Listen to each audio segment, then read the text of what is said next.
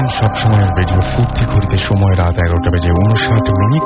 আমি রাসেল আছি সাথে, আমার সাথে রয়েছে মাসুম এবং আজকের অতিথি। আপনাদের সবাইকে স্বাগত জানাচ্ছি। যে যেখানে আছেন সেখানেই অনেক ভালো আছেন সেটাই আশা করব, এবং এই বসন্তের এই সুন্দর রাতে আশা করছি যে ভূত এফএম জমজমাট হয়ে উঠবে। আপনারা অনেক কষ্ট করে ইমেল পাঠান এবং সেই ইমেইলের মাধ্যমে আমরা দারুণ দারুণ সব ঘটনাগুলো পেয়ে থাকি, এবং আপনারা অনেকে কষ্ট করে স্টুডিও পর্যন্ত আসেন বলে আমরা রেগুলার ভূত এফএম শুরু করতে পারি এবং ঠিকভাবে শেষ করতে পারি। তো এভাবে আমাদের উৎসাহিত করবেন সেটাই আশা করব। অনেকেই ঘটনা পাঠিয়েছেন এই সপ্তাহেও। মুশকিলটা হয়ে যায় যখন দেখি যে একটা অনেক অনেক অনেক দারুণ একটা ঘটনা, যে ঘটনাটা আপনি পাঠিয়েছেন সেটা হয়তো আমরা এর আগেই প্রচার করে ফেলেছি, তখন খুব কষ্টটা হয়। এই জন্য অসংখ্য ঘটনা থাকা সত্ত্বেও দেখা যায় যে অনেক সময় সবাইকে ডাকা সম্ভব হয় না। আমি খুবই সরি, যেটা আসলে আমার বা আপনার কারোর ভুল না বা দোষ না, এরকম হয়ে যায়। যাই হোক, আমাদের SMS করার নিয়মটা আমি প্রথমে জানিয়ে দিই। আমাদের SMS করতে যদি আপনি চান তাহলে মোবাইলের মেসেজ অপশনে গিয়ে টাইপ করুন ফুর্তি, FOORTI, ফুর্তি, স্পেস দিয়ে আপনার নাম, স্পেস দিয়ে আপনার মেসেজ, আর পাঠিয়ে দিন 9840 নাম্বারে। আর আপনি যদি চান যে আমাদের ইমেইল করে ঘটনা পাঠাবেন তাহলে আপনাকে যেটা করতে হবে, আপনার ইমেইল অ্যাড্রেসটি মনে রাখতে হবে। আমাদের ইমেইল অ্যাড্রেসটি হচ্ছে bhutfm@radiofurti.fm, which is BHWTFM@RADIOFOORTI.FM। এখানে আপনাকে নাম, ঠিকানা এবং ফোন নাম্বার সহ আপনার ঘটনা পাঠাতে হবে, এবং আপনার অবশ্যই ঘটনাটা কিন্তু থাকতে হবে, শুধু নাম, ঠিকানা এবং ফোন নাম্বার নয়। আপনার যদি কেউ আমাদের অডিও ক্লিপ পাঠাতে চান তাহলে দেখবেন যে আসলে সেই অডিও ক্লিপটা ওপেন করা যায় কিনা। অনেক সময় দেখা যায় যে অনেক অডিও ক্লিপ আমরা ওপেন করতে পারছি না, কিন্তু এটা খুব রেয়ার। বেশিরভাগ অডিও ক্লিপই আমরা ওপেন করতে পারি, এটা নিয়ে কোনো সন্দেহ রাখার কোনো কারণ নেই। আর সেটা হচ্ছে যে আপনাদের পাঠানো যে সমস্ত ঘটনা, সেই ঘটনাগুলো আপনারা অনেকেই লেখেন যে কিভাবে লিখবো, এটা কি বাংলায় লিখবো নাকি ইংলিশ লিখবো নাকি বাংরেজিতে লিখবো। বাংরেজি বলতে যেটা মিন করেন সেটা হচ্ছে ইংলিশ অক্ষর বা অ্যালফাবেট ব্যবহার করে সেটা আবার বাংলায় লেখা। হ্যাঁ, সেভাবে আপনি পাঠাতে পারেন, এতে কোনো প্রবলেম নাই। আপনি যদি স্টুডিওতে এসে আপনার ঘটনা শেয়ার করতে চান তাহলে আপনি যে কোনো ভাষাতেই আপনার ঘটনা পাঠাতে পারেন, বাংলা, ইংলিশ, কোনো সমস্যা নেই, আপনি পাঠাতে পারেন, কোনো সমস্যা তাতে হবে না একদম। যাই হোক, আমরা চলে যাচ্ছি আমাদের প্রথম ঘটনায়, এবং অনেকেই আমরা স্টুডিওতে অনেককে পেলেও অনেককে আমরা পাই না। তারা আমাদের ঘটনা পাঠান, সেই সমস্ত ঘটনাগুলো আমরা আপনাদের পড়ে শোনাই এবং সেই ঘটনা পড়ে শোনাবো। তবে তার আগে আমি জানিয়ে দিই, যদি আনফর্চুনেটলি আজকের এই এপিসোডটি কেউ মিস করে ফেলেন তাহলে কি করতে হবে। তাহলে আপনাকে যেটা করতে হবে, আপনার এয়ারটেল নাম্বার থেকে ডায়াল করতে হবে 4040, সিলেক্ট করতে হবে চ্যানেল 22। তাহলে দেখবেন যে একের পর এক বিভিন্ন এপিসোডের অপশন আপনাকে দেওয়া হচ্ছে, এবং যে এপিসোডটি আপনি মিস করেছেন বা যে এপিসোডটি আপনি পুনরায় শুনতে চান সেই এপিসোডটি আপনি চাইলেই শুনতে পারবেন। And now listeners can get the Bhoot FM tune as they are called tune my tune from Airtel. Bhoot FM tune কোডটা আপনাকে এই ক্ষেত্রে মনে রাখতে হবে, and the code is 92125, এবং জাস্ট আপনি একটা SMS পাঠিয়েই এটা অ্যাক্টিভেট করে ফেলতে পারেন। এই যে টিউনটি এখন আমরা প্লে করছি, মাসুম প্লে করছে স্পেশালি, সেটা আপনি ইচ্ছা করলে আপনার টিউন করে ফেলতে পারেন। সেটা আপনি যে করতে হবে, মোবাইলের মেসেজ অপশনে চলে যান, সেখানে গিয়ে টাইপ করুন CT, স্পেস দিয়ে আপনি কোড নাম্বার লিখুন which is 92125, এবং পাঠিয়ে দিন 3123 নাম্বারে। ব্যাস, হয়ে গেল। চলে যাচ্ছি ঘটনায়, এবং এই ঘটনাটি আমাদেরই একজন লিসেনার, তিনি পাঠিয়েছেন ওয়েস্ট বেঙ্গল থেকে। আমরা তার ঘটনা পড়ছি। নমস্কার রাসেল ভাই, আশা করব ভালোই আছেন, কারণ আপনি সর্বদাই ভালোর দলে। আমি অভিষেক চক্রবর্তী, থাকি কলকাতাতে, এবং নিজেকে ভূত এফএমের একজন শুভাকাঙ্ক্ষী মনে করি। সারা সপ্তাহ ধরে অপেক্ষা করি, এবং যখন প্রোগ্রামটা শুরু হয় এক প্রকার নেশাগ্রস্ত হয়ে গেছি ভূত এফএমের, এটা বললে ভুল হবে না। যাই হোক, আজ যে ঘটনাটি লিখে পাঠাচ্ছি সেটি আজ থেকে প্রায় 3 বছর আগে তার সঙ্গে ঘটেছিল। তখন সে বেহালা অঞ্চলে থাকত যখন এই ঘটনাটি তার সঙ্গে ঘটে। আমার দূর সম্পর্কের এক ডিভোর্সি দিদি, যার একটি 8 বছরের কন্যা রিমি ছিল। দিদি একটি চাকরি করত, এবং সেই সময় দিদির মেয়েকে দেখাশোনা করত দিদির বাবা। কাছেই থাকতেন তিনি। দিদিরা একটি ভাড়া বাড়িতে থাকত, যেখানে বাড়িওয়ালা একদিন দিদিদের বলেন যে তিনি এই বাড়িটি বিক্রি করে দিচ্ছেন, তাই আগামী 2 মাসের মধ্যে তারা যেন অন্য কোথাও থাকার ব্যবস্থা করে নেয়। কাকু অর্থাৎ দিদির বাবা হন্যে হয়ে নতুন বাড়ি খুঁজতে আরম্ভ করেন, কিন্তু কাছাকাছি তেমন কোনো বাড়ির সন্ধান পাওয়া যায় না। তারা খুব চিন্তায় পড়ে যায়, কি করবে কিছুই বুঝে উঠতে পারছিল না। তখন আচমকাই একদিন কাকু সন্ধ্যেবেলা দিদির বাড়ি ফিরতেই জানায় যে পাশের ব্লকে একটা খুব ভালো বাড়ির সন্ধান পাওয়া গেছে, আর বাড়িটা যাতে হাতছাড়া না হয়ে যায় সেই জন্য তিনি অগ্রিম টাকাও জমা করে এসেছেন। ওই বাড়ির বাড়িওয়ালা ওখানে থাকে না শুনে দিদির বেশ ভালোই লাগলো, কারণ সেখানে দিদিরা একেবারে নিজের মতো করে থাকতে পারবে এটা ভেবে। পরদিন দিদি ও কাকু রিমি সেই বাড়িটা দেখতে যায়। বাড়িটি ব্লকের রাস্তার একদম শেষ প্রান্তে একটি ফাঁকা প্লটের ওপরে বিরাজমান ছিল। 3টি ঘর বিশিষ্ট একটি বাড়ি, এছাড়াও প্রয়োজনীয় সবকিছুই মজুদ ছিল সেখানে। দিদির বেশ পছন্দ হলো বাড়িটি। ঘরে প্রবেশ করার জন্য ডোরবেল বাজানো হলো। এক বৃদ্ধ মহিলা এসে দরজা খুলে তাদের ভেতরে আসতে বললেন। দিদি বাড়ির ভেতরে প্রবেশ করতে গিয়েও থমকে গেলেন, কারণ সে তখন পরিষ্কার অনুভব করতে পারছিল বাড়ির ভেতর ও বাড়ির বাইরের তাপমাত্রার তারতম্য। পরে ভাবলেন ভেতরে হয়তো এসি চলছে, তাই ভেতরে এত ঠান্ডা। কিন্তু বাড়ির ভেতরে খুব বেশি হলে 3 মিনিট কাটিয়ে দিদি বুঝতে পারেন যে এই বাড়িটিতে খুব খারাপ কিছুর উপস্থিতি আছে এবং এখানে কোনো এসি নেই। দিদি তখনই কাকুকে বলেন যে এখানে তার পক্ষে থাকা সম্ভব নয়, আর কাকু বলেন যে বাড়ির অগ্রিম টাকা দেওয়া হয়ে গেছে। তাছাড়া অন্য কোনো বাড়িও খুঁজে পাওয়া যাচ্ছে না, তাই এক প্রকার বাধ্য হয়েই থাকতে রাজি হয় দিদি। কাকু দিদিকে আশ্বস্ত করেন জেনে দরকার পড়লে রাতে থাকবেন এবং ভয়ের কিছু নেই। 1 সপ্তাহের মধ্যে তারা এই বাড়িটিতে চলে আসে। প্রথম দুদিন দিদি ছুটি নিয়ে ঘর গুছিয়ে তারপর আবার কর্মজীবনে ফেরার উদ্যোগ নিলেন। রিমি স্কুলে যেতে লাগল। ফেরার পরে দিদি না ফেরা পর্যন্ত কাকু তাকে সঙ্গ দিতে লাগলো। এইভাবে প্রায় 1 মাস কেটে গেল তাদের। বিগত 1 মাসে বেশিরভাগ দিনই রিমি অসুস্থ থেকেছে। শরীরের ওজন ক্রমেই হ্রাস পাচ্ছে তার। সে যে ঘরটিতে থাকত সেই ঘরে তার নাকি মাঝে মধ্যেই মনে হতো তার পাশে কেউ যেন বসে রয়েছে, কিন্তু কাউকেই দেখতে পেত না। কমন রুমের থেকেই সব ঘরে যেতে হতো। যখন সে ঘরে বসে থাকত তখন অনেকবারই মনে হয়েছে কমন রুমে কেউ বসে দরজায় এদিক ওদিকে, কমন রুম থেকে কেউ যেন দরজার এদিক থেকে ওদিকে চলে গেল। হয়তো এই সব ভয় রিমিকে ক্রমেই অসুস্থ করে তুলছিল। দিদিও ঠিক বুঝতে পারছিল না কি ঘটছে সেখানে। বাড়ির ভেতরের তাপমাত্রা সবসময় বাইরেরটা থেকে অনেক কম থাকত। একদিন সন্ধ্যাবেলা দিদি বাড়ি ফিরে কাকুর সঙ্গে চা খাওয়ার পরে কাকু বললেন, আমাকে আজ বাড়িতে থাকতে হবে, কারণ দিদির মায়ের শরীরটা গতকাল থেকে ভালো নেই।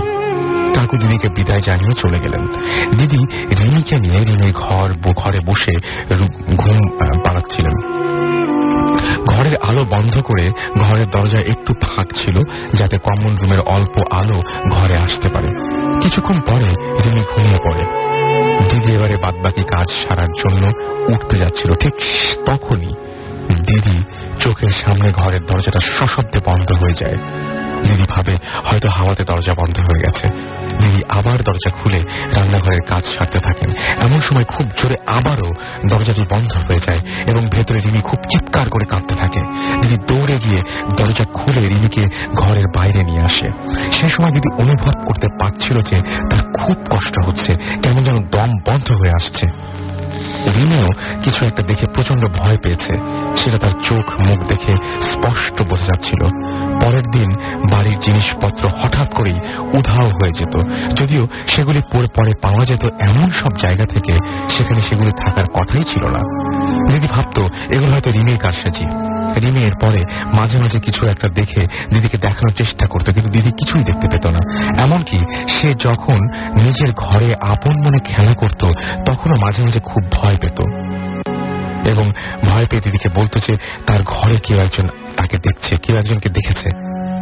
কিন্তু সে কি দেখেছে জিজ্ঞেস করলে ঠিক স্পষ্টভাবে বুঝিয়ে উঠতে পারত না যে কি দেখেছে রিমি। এবারে দিদিও রাতে শোয়ার পরে কমন রুমে কারোর হেঁটে বেড়ানোর শব্দ পেতে থাকে, কিন্তু কাউকেই দেখতে পায় না। সারা রাত এই শব্দ দিদি রাতের ঘুম কেড়ে নিয়েছিল বললে ভুল হবে না। এছাড়া কয়েকটি অদ্ভুত ঘটনা দিদিকে ভীষণভাবে ভীত করে তুলেছিল। মাঝ রাতে যখন দিদির ঘুম ভেঙে যেত, দিদি শুয়ে থাকা অবস্থায় পায়ের দিকে দেয়ালে দুটি বড় বড় লাল চোখ দেখতে পেত, যে চোখে খুব ক্রোধিতভাবে দিদির দিকে তাকিয়ে থাকত, যদিও সেই চোখ দেখার স্থায়িত্ব বড়জোর 1 মিনিট। একদিন মাঝরাতে দিদি হঠাৎ বাথরুমে যাওয়ার জন্য ঘর থেকে বেরিয়ে রান্নাঘরের দিকে তাকিয়ে দেখতে পায় সেখানে রিমি দাঁড়িয়ে দিদির দিকে খুব ম্লান মুখে তাকিয়ে আছে। দিদি সেখানে রিমিকে দেখে হতভম্ব হয়ে যায়, কারণ এই মাত্র সে রিমির পাশ থেকেই উঠে এসেছে। সত্যতা যাচাই করার জন্য দিদি ঘরের ভিতরে উঁকি দিয়ে রিমিকে ঘুমন্ত অবস্থায় বিছানায় দেখতে পায়। পর মুহূর্তে রান্নাঘরের দিকে তাকিয়ে দিদি কাউকেই দেখতে পায় না। মনে মনে ভাবে হয়তো ঘুমের ঘোরে কিছু ভুল দেখেছে। পরের দিন দুপুরে দিদি রিমিকে নিয়ে কমন রুমে বসে টিভি দেখছিল এবং টিভি দেখাকালীন দিদির পা লেগে একটা জলের বোতল মেঝেতে পড়ে যায় এবং দিদি সেটিকে তুলে পাশে রেখে দেয়। কিন্তু কিছুক্ষণ পরে দিদি আবারও সেই বোতলটিকে সেই একই জায়গায় পড়ে থাকতে দেখে। এই ঘটনাটি দেখে রিমি একটুও আশ্চর্য না হয়ে দিদিকে বলে যে এরকম ঘটনা তো সবসময় ঘটে চলেছে। দিদি আশ্চর্য হয়ে যায় এই ঘটনাটিতে। এরপর থেকে রাত্রে ঘরের নাইট ল্যাম্প জেলে ঘুমাতো দিদি। এরপরে এক রাত্রে কানে কারোর ফিস ফিস শব্দ দিদির ঘুম ভেঙে যায় এবং আবছা আলোতে দিদি স্পষ্ট দেখতে পায় একটি কালো ছায়ামূর্তি সেই ঘর থেকে বেরিয়ে যেতে। সেই দিন থেকে দিদির আর বুঝতে বাকি রইল না যে তারা একটি অলৌকিক শক্তির শিকার হয়েছে। এর 2 দিন পর মাঝরাতে রিমির যন্ত্রণাকাতর চিৎকারে দিদির ঘুম ভাঙে আর দিদি দেখে রিমির পেটে রক্তাক্ত কিছু আঁচড়, যেগুলো থেকে তখনও রক্ত ঝরছিল। পরদিন সকালে ডাক্তার আসে এবং ক্ষত পরীক্ষা করে জানায় যে এই আঁচড় যদি ঘুমের ঘোরেও রিমি কেটে থাকে মানে সেটাও হতে পারে। কিন্তু সবার কাছে তখন একটা প্রশ্ন ছিল যে হঠাৎ করে রিমির এমন কেন করলো বা এমন কেন করলো রিমি, কি কারণে সে নিজেকে কষ্ট দিচ্ছে। কাকু উঠে পড়ে নতুন বাড়ি খোঁজ করা শুরু করে দিয়েছিলেন, কিন্তু কোনো খোঁজ তখনও পাওয়া যায়নি। রিমির শরীরের অবনতি দিন দিন বেড়ে চলেছে, কিছুতেই সে সুস্থ হয়ে উঠছে না। ডাক্তারও বুঝতে পারছে না কি কারণে রিমি অসুস্থ। পাশের এক প্রতিবেশী দিদিকে পরামর্শ দিল রিমিকে কোনো ওঝা বা গুণিনকে দেখানোর জন্য, কিন্তু সেসব চেষ্টা বিফলে গেল, কারণ কোন যোগ্য ওঝা বা গুণিনকে পাওয়া গেল না। রিমি তখন সারাদিনই কিছু একটার উপস্থিতি টের পায় এবং ভয়ে ভয়ে আরো অসুস্থ হয়ে পড়ে। এরপর দিদিরা একটি বাড়ির সন্ধান পায় এবং পরদিন সেখানে বাসা স্থানান্তর করবে বলে ঠিক করে নেন। কিন্তু সে তখনই রিমি যেন কেমন অদ্ভুত আচরণ করতে শুরু করে দেয়। দিদিকে ঘরের জিনিসপত্র ছুঁড়ে আক্রমণ করতে থাকে। কাকু সেই সময় সেখানে ছিলেন, তিনি রিমিকে আটকাতে যান, কিন্তু রিমির মতো একটি ছোট্ট মেয়ের শক্তির কাছে হার মেনে শেষে প্রতিবেশীদের ডাকার জন্য বাড়ির বাইরে বেরিয়ে যান। যখন লোকজন সমেত কাকু বাড়ির ভেতরে প্রবেশ করেন তখন দেখতে পান মেঝেতে দিদি অজ্ঞান অবস্থায় পড়ে রয়েছেন। জিনিসপত্রের আঘাতে তখন তার মাথা ফেটে রক্ত ঝরছে, কিন্তু রিমিকে খুঁজে পাওয়া যাচ্ছে না। অনেক খোঁজাখুঁজির পরে তাকে বাথরুমের ভেতরে পাওয়া যায় এবং ভেতর থেকে বন্ধ অবস্থায় পাওয়া যায়। অনেক কষ্টে দরজা ভেঙে যখন বাথরুমের ভেতর যাওয়া হয় তখন রিমিকে রক্তাক্ত ও অজ্ঞান অবস্থায় পড়ে থাকতে দেখা যায়। ততক্ষণে দূরের কোনো এক মসজিদ থেকে একজন খুব প্রসিদ্ধ ইমাম নিয়ে আসার জন্য কয়েকজন চলে গিয়েছিলেন এবং অবশেষে সেই ইমাম সাহেব বাড়ির চৌহদ্দিতে আসা মাত্রই বলেন যে এই বাড়ির ভেতরে প্রবেশ করলেই তার জীবনহানির আশঙ্কা আছে, তাই যে করেই হোক মেয়েটিকে বাড়ির বাইরে বের করে নিয়ে আসতে হবে। রিমির অশরীর শক্তি ও পুরুষালী গলার কাছে 4 জন তাগড়াই লোক হার মানতে বসেছিল। শেষমেশ রিমিকে দরজার বাইরে আনতেই সে নিজের জ্ঞান হারায়। এর 3 দিন পরে রিমির যখন জ্ঞান ফেরে তখন নতুন বাড়ির বিছানায় সে আগের থেকে অনেকটাই সুস্থ বোধ করছিল। সে দিদি চোখেও তখন অনেকটাই শান্তি বিরাজ করছিল, কিন্তু শেষে এমন একটা ঘটনা কেন ঘটলো সেটা দিদি সেই ইমাম সাহেবের কাছে জানতে চান। উত্তরে তিনি বলেন ওই বাড়িটিতে কোনো এক সময় কালো জাদু নিয়ে পরীক্ষা নিরীক্ষা হতো, যার দরুন সেই বাড়িতে 2 থেকে 3টি খুব খারাপ আত্মা বাস ছিল এবং যারা রিমিকে নিজের বশে করে নিতে চাচ্ছিল। হয়তো সেই জন্যই সেই খারাপ শক্তিগুলো চাইছিল না রিমি সেখান থেকে চলে যাক। পরবর্তীতে যখন বাড়িওয়ালিকে বাড়ির চাবি ফেরত দেওয়ার জন্য খোঁজ করা হয় তখন জানা যায় যে তিনি কোনো এক সরকারি হাসপাতালে মানসিক বিকারগ্রস্ত হিসেবে ভর্তি রয়েছেন এবং তার আচার আচরণের সঙ্গে কিছুদিন আগে রিমির আচার আচরণের যথেষ্ট মিল রয়েছে। এই ঘটনাটির প্রত্যক্ষদর্শী না হলেও এখনো রিমির হাতে পায়ে সেই অদ্ভুত ধরনের আঁচড়ের দাগ মুছে যায়নি। সেই দাগগুলো হয়তো মুছে যায়নি মন থেকেও। ঘটনা ভালো লাগলে পড়ে শোনাবেন। ভূত এফএমের সকলের জন্য শুভকামনা জানিয়ে ঘটনা শেষ করছি। ধন্যবাদ। অভিষেক চক্রবর্তী, কলকাতা। আমরা ঘটনাটি পড়লাম। অনেক লম্বা একটা ঘটনা ছিল এবং অনেক ভালো লেগেছে আপনাদের, সেটাই আশা করব। এবং আমি এই ঘটনার একটা অংশে বলেছি যে ব্ল্যাক ম্যাজিকের কথা, তো ব্ল্যাক ম্যাজিক নিয়ে আশা করছি আজকে আরো ঘটনা আপনারা জানতে পারবেন। এবং সেরকম ঘটনা বলার জন্য আমাদের সঙ্গে স্টুডিওতে উপস্থিত আছেন সেরকম যিনি বলবেন তিনি অলরেডি উপস্থিত আছেন, তো আমরা তার কাছ থেকে শুনবো। নামটা এখন বলছি না। চন্দন আমাদের সার্ভার থেকে SMS করেছেন এবং তিনি বলছেন খুব ভালো লাগছে। ইমা আমাদের SMS করেছেন ধানমন্ডি থেকে এবং তিনি বলছেন যে আজকের ভূত এফএম ভালো হচ্ছে। দরুন লিখেছেন আজকের ভূত এফএম ভালো হচ্ছে। সাইফুল এবং ইমরান আমাদেরকে SMS করেছেন দুর্গাপুর রাজশাহী থেকে, তারা ভূত এফএম শুনছেন। রাব্বি তিনি বলছেন যে ভূত এফএমটা বেশ তার কাছে ভূতি লাগছে, ওকে, অর্থাৎ ভৌতিক লাগছে। লতা আমাদের SMS করেছেন বাগেরহাট খুলনা থেকে এবং তিনি বলছেন যে আমি আমার রুমমেট দুইজন লাইট অফ করে ভূত এফএম শুনছি। আমাকে পাপড়ি SMS করেছেন ভূতের গলি থেকে এবং তিনি এবং তার কাজিন তারা শুনছেন, আমাদের সাথে আছেন। আমাদের সাথে রয়েছেন এই মুহূর্তে তাসিম খান এবং তিনি লিখেছেন ডোন্ট স্টপ দ্য ফুর্তি। যিনি আমাদের সঙ্গে রয়েছেন এবং তিনি বলছেন অনেকদিন পরে ভূত এফএম শুনছি। এবং আমাদেরকে হৃদয় SMS করেছেন এবং আমাদেরকে SMS করেছেন মিল্লাত, তিনি বলছেন যে খুব ভয় লাগছে। দীপ্ত আমাদের SMS করেছেন, দীপ্ত বড়ুয়া, এবং আমাদেরকে SMS করেছেন রাব্বি, SMS করেছেন আমাদেরকে মারুফ সিলেট থেকে এবং তিনি বলছেন যে তিনি কিছু একটা ফিল করছেন। ফেরারি সানি আমাদের SMS করেছেন সিলেট থেকে এবং আমাদেরকে SMS করেছেন হিয়া বরিশাল থেকে, ভূত এফএম খুব ভালো লাগছে তার কাছে। মাহি আমাদের SMS করেছেন আমাদেরকে মোহাম্মদ রাব্বি গাজীপুর থেকে। শিলা আমাদের SMS করেছেন গ্রিন রোড থেকে, লিখেছেন আই লাভ ভূত এফএম। ফাহাদ বাগদা থেকে SMS করেছেন একা বাসায় গিয়ে শুনছেন। আপন আমাদের SMS করেছেন আজকের ভূত এফএম চরম হচ্ছে সেটা লিখেছেন। আমাদের কবির SMS করেছেন জিঞ্জিরা থেকে এবং আমাদেরকে SMS করেছেন হামিম খুলনা থেকে। আমাদেরকে SMS করেছেন ইমরান, নাইমুর, বিজয়, জনি, সায়েম, দীপ্তু, এছাড়াও জসিম, তারপরে আশফি, মনিজুল, তারপরে দেখতে পাচ্ছি সাদিয়া এবং আমাদেরকে SMS করেছেন সিটিজি রিঙ্কু, চট্টগ্রামের রিঙ্কু, পলাশ মতিঝিল থেকে আমাদের SMS করেছেন শোভন বুয়েট থেকে এবং সাইদুল নিজাম সহ আরো অনেকে। তো আপনি যদি SMS করতে চান তাহলে আপনার মোবাইলের মেসেজ অপশনে গিয়ে টাইপ করুন ফুর্তি, FORTI ফুর্তি, স্পেস দিয়ে আপনার নাম, স্পেস দিয়ে আপনার মেসেজ পাঠিয়ে দিন 9840 নাম্বারে। আমরা চলে যাচ্ছি আমাদের পরবর্তী ঘটনায়।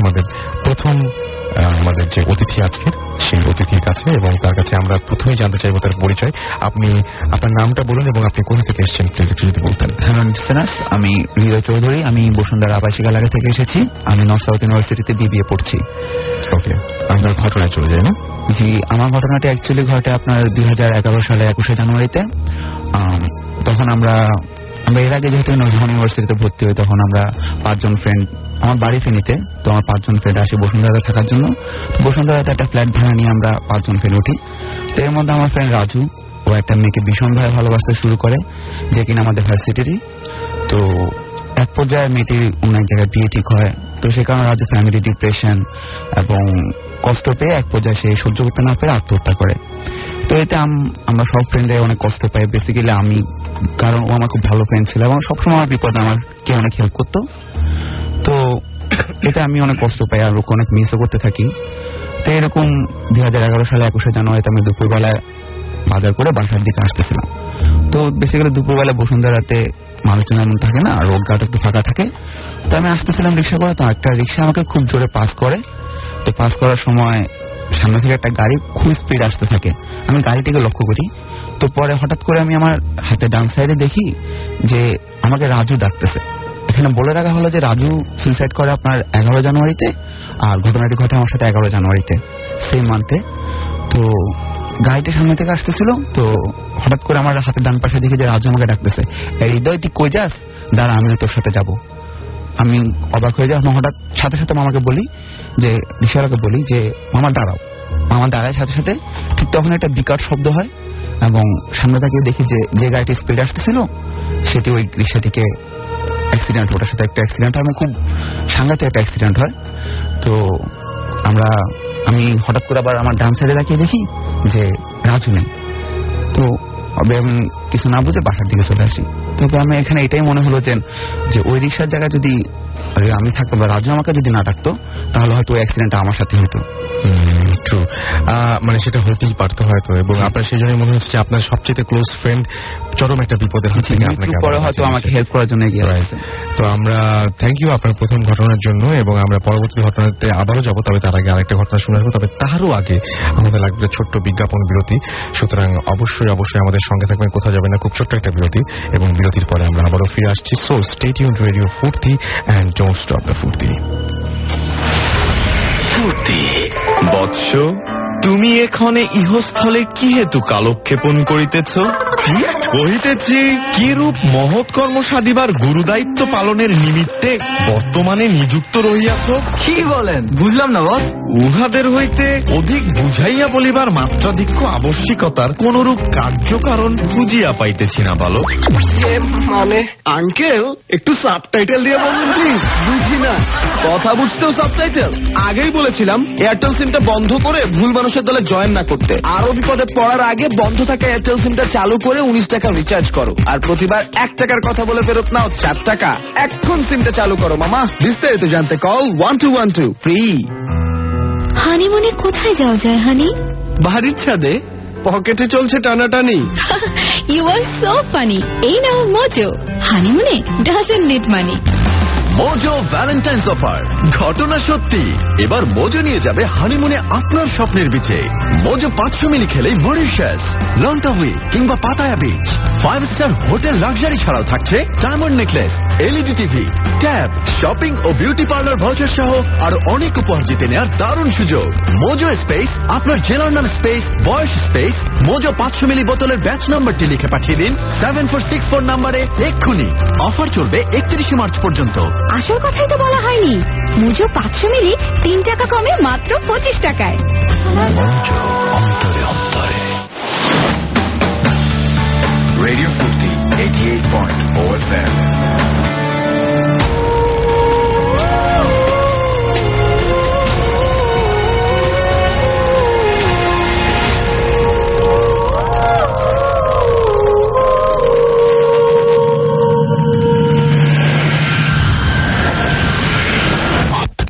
FM।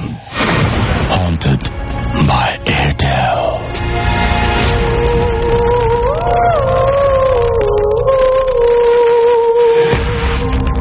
শুনছেন সবসময় রেডিও ফুর্তি, চলছে ভূত এফএম হন্টেড বাই এয়ারটেল। ঘড়িতে সময় রাত 12:22। আমি রাস্তার সাথে আমার সাথে রয়েছে মাসুম, এবং আজকের অতিথিরা আপনাদের সবাইকে আরো একবার স্বাগত জানাচ্ছি। সেই সাথে জানিয়ে দিচ্ছি যারা SMS করতে চান তাদের SMS পাঠানোর নিয়ম হচ্ছে মোবাইলের মেসেজ অপশনে গিয়ে টাইপ করুন ফুর্তি FORTI ফুর্তি স্পেস আপনার নাম স্পেস আপনার মেসেজ পাঠিয়ে দিন 9840 নম্বরে। যারা আমাদের ইমেইল পাঠাতে চান তাদের অবশ্যই ইমেল অ্যাড্রেসটি লিখে নিতে হবে বা মনে রাখতে হবে। ইমেল অ্যাড্রেস ইজ আমাদের ভূত FM @radiofurti.fm, which is BHWTFM@RADIOFORTI.FM। কিভাবে আপনি ঘটনা পাঠাবেন? আপনার নাম, ঠিকানা এবং ফোন নাম্বার সহ পাঠিয়ে দিন আপনার জীবনে ঘটা অথবা অন্য কারো কাছ থেকে জানা সেরা ঘটনাটি, এবং অবশ্যই খেয়াল রাখবেন যে আপনার ঘটনাটি যেন অন্য কারো ঘটনার সাথে মিলে না যায়। মানে যেগুলো আমরা প্রচার করেছি, আমি খুব অবাক হই, ম্যাক্সিমাম ক্ষেত্রেই দেখি যে এরকম হয় কিন্তু যে অনেকের সাথে একই ধরনের ঘটনা কিন্তু ঘটছে। তো আবার এটাও মনে হয় তখন যে একই ধরনের ঘটনা যখন অনেকে এক্সপেরিয়েন্স করছে তখন তার মানেটা কি আসলে? তার মানে এটা আসলেই মানে একজন মানুষের ভুল হতে পারে, এতগুলো মানুষের কি ভুল হতে পারে নাকি? এই উত্তর অবশ্য কোনোদিনই মানে এই প্রশ্নের সমাধান বা প্রশ্নের উত্তর কখনোই খুঁজে পাওয়া যাবে না। কেউ আসলে কোনোভাবেই কোনো কিছু প্রমাণ করতে পারবে, এটা প্রমাণ করার মতো কিছু নয়। যাই হোক, আমি দেখতে পাচ্ছি যে অনেক SMS আসছে। পলাশ চন্দ্র আমাদের SMS করেছেন পটুয়াখালী থেকে, লিখেছেন আই লাভ ভূত এফএম। কনক আমাদের SMS করেছেন সদরঘাট থেকে, এবং তিনি বলছেন অসম লাগছে ভূত এফএম। আমাদেরকে সঞ্জিদ SMS করেছেন গুলবাগ থেকে, এবং আমাদেরকে SMS করেছেন সাদাক, SMS করেছেন আমাদেরকে জেনি বরিশাল থেকে, আমাদেরকে SMS করেছেন এছাড়াও দেখতে পাচ্ছি রিফাত কবি খুলনা থেকে, আমাদেরকে SMS করেছেন শুভ, জুবায়ের, বশির, রনি, এবং তারা সবাই ভূত এফএম ভালোবাসেন সেটাই বলছেন। আমাদেরকে এছাড়া SMS করেছেন ডালিয়া, SMS করেছেন আমাদেরকে জান্নাত, SMS করেছেন আমাদেরকে জিলানি, এছাড়াও তুহিন SMS করেছেন আমাদেরকে নিউ মাসুদ, এছাড়াও আমাদেরকে সন্ধ্যা SMS করেছেন, লিখেছেন ভয় লাগছে। কাইফ উত্তরা থেকে এসএমএস করেছেন, এনজয় করছেন লিখেছেন। এছাড়া আমাদেরকে এসএমএস করেছেন মুক্তাদির, এসএমএস করেছেন আমাদেরকে উপমা, এবং তিনি লিখেছেন যে কেমন আছেন, আমি সবসময় ভালো থাকি এবং সবসময় ভালোর দলে। তিনি একাই ভূত এফএম শুনছেন। এছাড়া আমাদেরকে এসএমএস করেছেন তানিশা সিলেট থেকে, তার কাছে খুব ভালো লাগছে। আমাদেরকে সঞ্জানা এসএমএস করেছেন চিটাগং থেকে, এবং আমাদেরকে এসএমএস করেছেন দেখতে পাচ্ছি ডিজে রাজন সহ আরো অনেকে। আপনি যদি এসএমএস করতে চান তাহলে নিয়মটি তো জানেনই। সো ফুর্তি লিখে আপনার নাম লিখে আপনার এসএমএস লিখে পাঠিয়ে দিন 9840 নাম্বারে। চলে যাব আমরা আমাদের পরবর্তী ঘটনা। এবং আমি যেটা বলছিলাম যে আমাদের প্রথম ইমেল যেটা আমরা পড়েছি সেটা ছিল ব্ল্যাক ম্যাজিক নিয়ে। আরো একটা ব্ল্যাক ম্যাজিকের ঘটনা ঘটেছে এবং আমি খুবই অবাক হয়েছি যে গত সপ্তাহে শো করার পরপরই বাবু ভাই ওয়াজ সো এক্সাইটেড, এবং তিনি আমাকে জানিয়েছেন, এটা কমিউনিকেট করার সঙ্গে সঙ্গে যে আমার কাছে খুব এক্সাইটিং একটা ব্যাপার, একটা ঘটনা রয়েছে, সেই ঘটনাটা তিনি শেয়ার করতে চান। এবং আমিও কিছু অংশ শুনেছি এবং আমি ঘটনাটা মানে সারমর্ম শুনেছি আর কি, শুনে আমার কাছে ভয়াবহ লেগেছে। সো শুনি বাবু ভাইয়ের কাছ থেকে। তো বাবু ভাই, থ্যাংক ইউ। এই স্টোরিটা আসলে মানে ইটস লাইক মানে এক জায়গার একটা এলাকায় প্রচলিত একটা কাহিনী ছিল আর কি। সিন্স আমি আপনাদেরকে বলেছিলাম যে আমরা একটা টিম করেছি, আমি আবরার ভাই আর তন্ময় স্ক্যানার্স। তো আমরা ওই জায়গাটার খবর পাই উত্তরবঙ্গে একটা জায়গায়। সেখানে আমরা যাই খোঁজ নিতে জিনিসটা কি। কিছু রাফ স্কেচ আমরা পেয়েছিলাম, একজনের ফোন কলে আমাদের যে পেজ আছে পেজে লিখেছিল সে। তো তাকে ফোন করে যা জানা গেল সেখানে কিছু ভৌতিক ঘটনা ঘটে একটা জায়গায়। তো এটা জানার পরে আমরা ওখানে গেলাম, যে ওখানে কথা বললাম, ওই ভদ্রলোকের সাথে কথা বললাম যে আসলে মূল ব্যাপারটা কি। উনি আমাদের বলল যে ওখানে একটা জায়গা আছে, সেই জায়গাটা আপনার বেশ হন্টেড। ওখানে মানুষ অনেক কিছু দেখে, যেমন আপনার হঠাৎ দেখে রাতের বেলা আগুন জ্বলছে, দাও দাও করে কুণ্ডুলি আগুন জ্বলছে। অনেক সময় দেখে বিশাল কালো একটা ছায়া। অনেককে দেখা গেছে আপনার ওই রাস্তার থেকে আপনার ড্রাইভ অফ করে একদম কাদার মধ্যে ফেলে দিচ্ছে, মানুষকে ধরে নিয়ে পানিতে ফেলেছে, এরকম কিছু ব্যাপার স্যাপার। তো আমরা জানতে চাইলাম ব্যাপারটা কি, এটার ব্যাকগ্রাউন্ডটা কি, এটা বেশি নিশ্চয় কোনো একটা ব্যাকগ্রাউন্ড আছে। তো উনি কিছুটা বললো, তারপর আরো কিছু মানুষের সাথে আমরা ভেরিফাই করলাম ব্যাপারটা কি। ব্যাপারটা হচ্ছে ওই যেই গ্রামের কথা বলছি সেখানে আপনার একটা পুরোহিত ছিল ওয়ান্স আপন এ টাইম, 20-25 বছর আগে এরকম সময়। হ্যাঁ, এবং সেই পুরোহিতের আপনার মানে ব্যাপারটা ছিল এরকম, সে থাকতো একটা শ্মশানের পাশে, আমাদের শ্মশান আছে, শ্মশান ঘাটের পাশে থাকতো, এবং সে অনেক রিচুয়াল পালন করতো ওখানে। যেরকম রিচুয়াল গুলো কিন্তু খুব ভয়াবহ আছে ভাই। সে আপনার শ্মশানে যে মরা মানুষের মানে যখন পুড়ে যাচ্ছে পোড়া মাংস খুঁজে সেখান থেকে পোড়া মাংস খেত, এবং এই ধরনের কিছু রিচুয়াল সে পালন করতো ওখানে। হ্যাঁ, তো এবং মানুষকে, গ্রামের মানুষ কেউ যদি মানে দুষ্টু মানুষ যারা কেউ যদি থাকে, কাউকে তাবিজ কবজ করতে হলে, ব্ল্যাক ম্যাজিক করতে হলে সেটা সে করতো সেখানে। এবং এই ব্ল্যাক ম্যাজিকের জন্য সে খুব প্রসিদ্ধ হয়ে গেছিল, তাকে মানুষ ভয় পেত।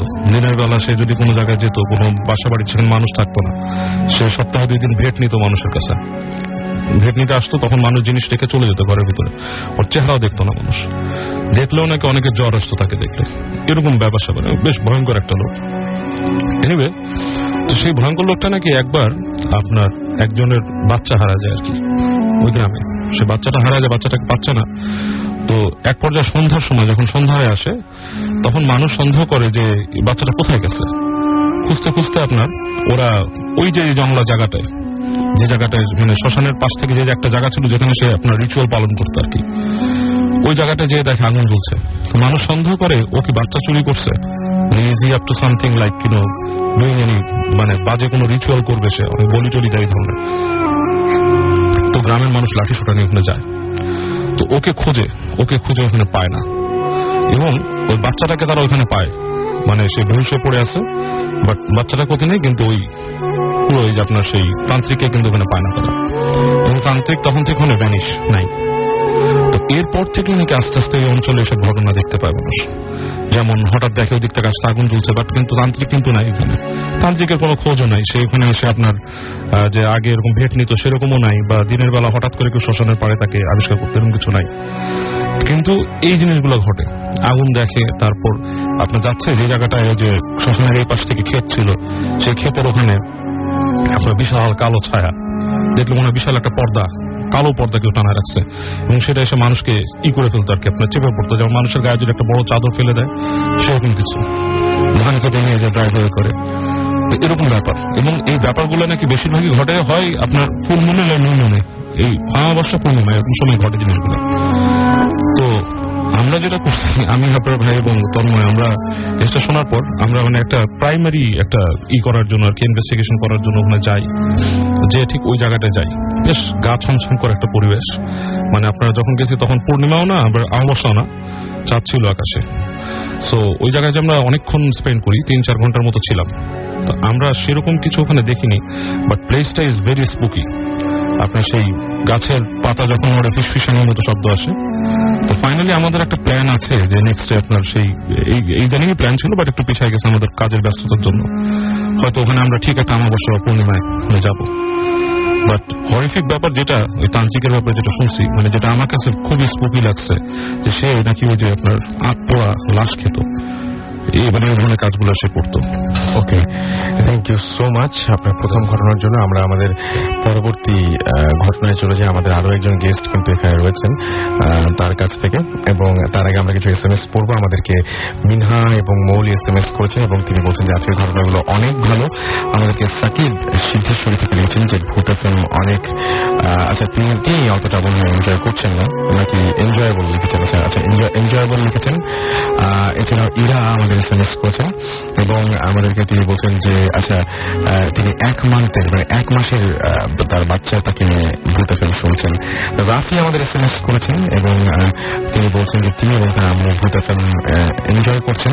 বাবু আমাদের কাফুল থেকে SMS করেছেন আমাদেরকে। ইরাম SMS করেছেন আমাদেরকে। ডিজে জুয়েল SMS করেছেন। RJ রাকিব, মানিক ঢাকা থেকে SMS করেছেন। অয়ন আমাদেরকে SMS করেছেন আমাদেরকে। এছাড়াও এশা সহ আরো অনেকে। আপনি যদি SMS করতে চান তাহলে SMS করতে হলে যেটা করতে হবে, মোবাইলের মেসেজ ওখানে গিয়ে টাইপ করতে হবে ফুর্তি, তারপরে স্পেস দিয়ে আপনার নাম, স্পেস দিয়ে আপনার মেসেজ পাঠিয়ে দিতে হবে 984 নাম্বারে। আমাদের যদি ইমেইল করতে চান তাহলে আপনাকে নাম, ঠিকানা এবং ফোন নাম্বার সহ আপনার ঘটনাটি পাঠিয়ে দিতে হবে bhutfm@radiofurti.fm, which is BHOOTFM@RADIOFORTI.FM এই অ্যাড্রেসে। আমরা চলে যাচ্ছি আমাদের পরবর্তী ঘটনা, এবং আপনি আরো একবার প্লিজ আপনার নামটা বলবেন। জি, হ্যালো লিসেনার্স, আমি হৃদয়, আমি বসুন্ধরা আবাসিক এলাকা থেকে এসেছি। আসলে এখন যে ঘটনাটা আমি আপনাকে বলবো সেটা অ্যাকচুয়ালি আমার সাথে না, আমার একটা ফ্রেন্ড মামুন, ওর সাথে ঘটে যাওয়া ঘটনা। তো ঘটনাটা অ্যাকচুয়ালি হয় লক্ষ্যহাট নামে একটা গ্রাম আছে যেটা ফেনী জেলার মধ্যেই পড়ে। তো ওর নানা মরে যাওয়ার পরে চল্লিশা খাওয়ার জন্য ওদের পুরো ফ্যামিলি ওখানে যায়। তো যাওয়ার পরে যেহেতু পরের দিন অনুষ্ঠান হবে বা খাওয়া হবে, মুসলিদের খাওয়ানো হবে, তো ও আর মামা বাজার করার জন্য বাজারে যায়। বাজারটা অ্যাকচুয়ালি 3 থেকে 4 কিলোমিটার ওদের বাড়ি থেকে। তো মামা বলতেছে আমার তো বাজার করতে অনেক দেরি হবে, তুই এক কাজ কর, তুই চলে যা। মামুনকে বলছে তার মামা। তো মামুন আর কিছু চিন্তা করে চলে আসে, যেহেতু রাত 8টা কি 9টা বাজে তখন। তো রিক্সা গ্রামের দিকে আপনারা দিকে বেশি থাকে না, তো সে রিক্সা পায়নি, সে হেঁটে চলে যাওয়ার সিদ্ধান্ত নেয়। তো সে হেঁটে আসতেছিল, তার নানাকে যেখানে খবর দেওয়া হয় ওখানে আশেপাশে কোনো মসজিদ নেই, মসজিদ আসছে কিন্তু অনেক দূরে, জায়গাটা একদম 2-3টা কবর ওখানে, আর পাশে একটা ছোট একটা খাল না ঠিক নদীর মতোই। তো ও আসতেছে হঠাৎ করে এখানে, এরপরে ও থমকে দেখা যায়। এরপরে তার কিছু মনে নেই, তার মামার মুখ থেকে শোনা। তো তার মামা যখন তাকে বাড়ি নিয়ে আসে তখন এই ঘটনা যে ওকে রাত 11টা বাজে গেল, কিন্তু ওকে কোথাও খুঁজে পাওয়া যাচ্ছে না। যে মামা ওকে পাঠাইছিল, তো ও মামা ওকে বলতেছে, মানে বাসা আসা পরে বলতেছে যে কি মামুনকে তো আমি পাঠিয়ে দিচ্ছি, কিন্তু মামুনটা এখনো বাসায় আসেনি। তো সবাইকে খোঁজাখুঁজি করার জন্য হয়ে গেল, চারদিকে খোঁজাখুঁজি করতেছে। অবস্থানে দিয়ে কিন্তু কেউ যাচ্ছে না, কারণ অবস্থানে মামুন কি করে থাকবে, সবাই এটাই চিন্তা। তো খুঁজতেছে, হঠাৎ করে মামা ওই রাস্তা দিয়ে যাওয়ার সময় লাইট মেরে কবরস্থানের দিকে লাইট মেরে দেখেছেন কবরস্থানের বাইরে জুতা, মানে এক জোড়া জুতা পরে আছে। তো মামা যদি এখানে জুতা কি করবে, তো লাইট মেরে দেখেছে একটা ছেলে বসে আছে, মামুন যে শার্টটা গায়ে দিয়েছিল সেই শার্টটাই। তো মামা শুনে যে মামুন, তো উনিও ভিতরে যায়, কবরস্থানের ভিতরে যায়। গিয়ে মামুনের গায়ে হাত রাখতে মামুন উল্টার দিকে চোখ ফিরে তার দিকে তাকায়। মামুনের চোখগুলো ছিল একদম লাল, যেমন 2-3 মানুষ না হলে যেমন লাল হয়ে যায় চোখ, একদম ওরকম লাল হয়ে আছে। তো এই সাথে সাথে সেন্সলেস হয়ে পড়ে যায়। তো মামা বাড়ির লোকজন সবাইকে ডেকে নিয়ে এসে ওকে বাড়িতে নিয়ে যায়। তো সেন্স আসার পরে মামা বলে যে আমি বাড়িতে আসতেছিলাম, হঠাৎ করে আমি ওখানে দাঁড়ায় যাই, যাওয়ার পরে আর আমার কিছু মনে থাকে না, এটা ছিল রাসেল আমার ঘটনা। ওকে, আপনাকে অনেক অনেক অনেক অনেক ধন্যবাদ। আশা করছি যে আপনার মানে ঘটনাটি অন্য মানে যারা শুনছেন তাদেরও ভালো লেগেছে। শুনছেন সবসময় রেডিও ফুর্তি চলছে ভূত এফএম হন্টেড বাই এয়ারটেল। আমি রাসেল আছি, সাথে আমার সাথে রয়েছে মাসুদ এবং আজকের অতিথিরা। আমরা চলে যাব আমাদের পরবর্তী ঘটনায়, যে ঘটনাটি আমাদের ইমেল করে পাঠিয়েছেন একজন, যিনি আজকে স্টুডিওতে উপস্থিত নেই। আমরা তার ঘটনাটি পড়ছি। আমাদেরকে এই ইমেলটি করেছেন তিথি এবং তিনি মাইজদি নোয়াখালী থেকে এসএমএসটি করেছেন। আমি ইমেলটি করেছেন এবং আমি সেই ইমেলটি পড়ছি। লিখছেন, রাসেল ভাই কেমন আছেন? আমি এর আগেও আরো কিছু ঘটনা পাঠিয়েছিলাম, সম্ভবত আমার ঘটনাগুলো ভালো ছিল না তাই আপনি পড়েননি। আরেকটা ঘটনা পাঠালাম, ঘটনাটা আমার মামার সাথে ঘটা একটা ঘটনা, ভালো লাগলে পড়ে শোনাবেন। ঘটনাটি শুরু আগে বলতে চাই, আমার নানা বাড়ি পুরান ঢাকায়। আমার নানার মুখে শুনেছি আমার নানা বাড়ি এখন যেখানে সেখানে আগে একটা শ্মশান ছিল। আমার নানা বাড়ি অনেক বড় হলেও সেখানে মানুষ ছিল মাত্র 6 জন। তাই আমার বাড়িতে সব সময় একটা নিস্তব্ধতা একটা বিরাজ করত এবং এলাকার মানুষজন বিশ্বাস করত বাড়িটিতে ভূত আছে। কথা না বাড়িয়ে ঘটনায় চলে যাই। ঘটনাটি ঘটে 1995 সালে। আমার বড় মামার ছোট থেকেই রাত জেগে পড়ার অভ্যেস ছিল। মামার পড়ার সুবিধার জন্য আমার নানা তার বাড়িতে সেকেন্ড ফ্লোরে একটা রুম দেয়। নানা থাকতো ফার্স্ট ফ্লোরে এবং আমার মামা থাকতো একাই সেকেন্ড ফ্লোরে। একটা রাতে আমার মামা মামা পড়ছিল এবং তখন রাত আনুমানিক 11টা অথবা 12টা। তো সে হঠাৎই শোনে যে তার রুমের জানালায় কি যেন খট খট শব্দ করছে। তখন উইন্টার সিজন, তাই জানালা বন্ধ ছিল। মামা শব্দটা শুনে নিয়ে উঠে গিয়ে জানালাটা খোলে। সেখানে কিছুই ছিল না, তবে জানালাটা খোলার সাথে সাথে একটা প্রচন্ড ঠান্ডা বাতাস ঘরে প্রবেশ করে। উইন্টার সিজন ছিল বলে মামা বাতাসটা স্বাভাবিক বলেই মনে করলো। সেই রাতে লাইট অফ করে সে যখন ঘুমোতে যাবে তখন দেখে তার ঘরের দরজার পাশে কেউ একজন দাঁড়িয়ে আছে। ঘর অন্ধকার থাকলেও বাহিরের স্ট্রাকচারটা ছাড়া কিছুই বোঝা যাচ্ছিল না, তবে জিনিসটা মানুষের মতো হলেও লম্বা ছিল। মামা রাতে তার ঘরের দরজা বন্ধ করে ঘুমায়, তাই কেউ ঘরে আসা একেবারেই পসিবল ছিল না। আর দরজা বন্ধের আগে যদি কেউ ঘরে আসতো তবে মামা টের পেত। দরজার পাশে দাঁড়ানো জিনিসটিকে দেখে মামা খুব ভয় পেয়ে যায়। সে তখন চোখ বন্ধ করে দোয়া পড়ে, আবার চোখ খুলে দেখে ওই জিনিসটা মামার বিছানার পাশে দাঁড়িয়ে আছে। মামা যে উঠে লাইটটা জ্বালাবে সেই শক্তিও হারিয়ে ফেলে। সে চিৎকার করলো কিন্তু পারল না। মামার মনে হলো যে এটা তার জীবনের শেষ রাত। ওই জিনিসটা মশারি তুলে যখন মশারির ভেতর ঢুকে যাবে, মামার সাথে সাথে সাহস করে লাফ দিয়ে বিছানা থেকে নেমে লাইট অন করে দেয়। সে লাইট অন করে দেখে যে কেউ নেই। সে ভয় পেয়ে দরজা খুলে ফার্স্ট ফ্লোরে চলে আসে। তখনও আমার নানা জেগেছিলেন। মামা তাদেরকে সব ঘটনা খুলে বলে সেই রাতে তার ঘরে আসেনি। সে রাতে মামা আর কি তার ঘরে আসেনি। তবে এই ঘটনার পর থেকেই প্রায় প্রতি রাতে মামাকে কিছু একটা প্রচন্ড শক্তিতে চেপে ধরত। মামা তখন নড়াচড়া করতে পারত না, এমনকি কথা বলার শক্তিও হারিয়ে ফেলত। সাধারণ মানুষ এটাকে বোবা জিন বা এরকম বোবা জিনে ধরা বলে। এছাড়া মামা প্রতি রাতেই অদ্ভুত স্বপ্ন দেখত। স্বপ্নগুলো এত ভয়ঙ্কর ছিল যে মামার রাতে ঘুমোতে যেতেই ভয় পেত। এই ঘটনার কয়েক বছর পর একদিন হুজুর আমার নানা বাড়ি আসে এবং তাকে আমার নানা সব খুলে বলে। সে মামাকে একটা তাবিজ দেয়। তাবিজটা পড়ার পর থেকেই মামার সব প্রবলেম সলভ হয়ে যায়। হুজুর বলেছিলেন যে তাবিজটা মিনিমাম 1 ইয়ার পড়তে হবে। মামা 1 ইয়ার পর তাবিজটা ফেলে দেয়। তবে এরপর আর কোনো সেরকম সমস্যা হয়নি। এই ছিল আমার ঘটনা। ভালো লাগলে পড়ে শোনাবেন। আমি সেই ঘটনা পড়ে ফেললাম তিথি আপনার ঘটনা, এবং আশা করছি সবাই এনজয় করেছেন। আমরা এখন চলে যাব আরো একটা ছোট্ট বিরতিতে, এন্ড আমাদের সঙ্গেই থাকুন। এবং যখন ফিরে আসছি তখন আপনাদের জন্য আরো নতুন ঘটনা নিয়ে ফিরে আসছি। তার আগে জানিয়ে যদি আমাদের SMS করতে চান এই ব্রেকের মধ্যে, তাহলে SMS করতে গেলে মোবাইলের মেসেজ অপশনে গিয়ে টাইপ করুন ফুর্তি, স্পেস দিয়ে আপনার নাম, স্পেস দিয়ে আপনার মেসেজ পাঠিয়ে দিন 9840 নম্বরে। ফিরে আসছি একটু পরেই। স্টে টিউনড, রেডিও ফুর্তি, and don't stop the ফুর্তি।